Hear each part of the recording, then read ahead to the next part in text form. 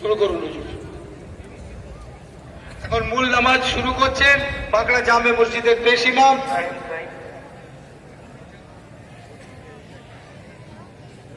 আসসালামু আলাইকুম।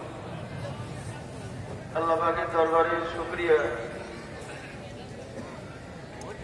যে কত সুন্দর ওয়েদার আল্লাহ রেখেছেন।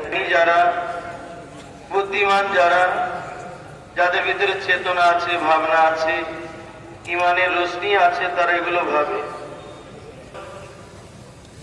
মাওলানা মুফতি আসাদুজ্জামান সাহেব আপনাদের কাছে খুব মূল্যবান বক্তব্য রেখেছেন। সকলের কাছে আমি আশা করব যে আল্লাহ আমাদের সকলকে আমল করার তৌফিক দেন, বলেন আমিন। মূল নামাজ পরিচালনা করার আগে আপনারা আবার একবার, আপনাদের একটু কষ্ট দিচ্ছি, আপনারা আবার একবার উঠে কাতারটাকে সোজা, মানে ওই সোজাই হয়ে গেল আর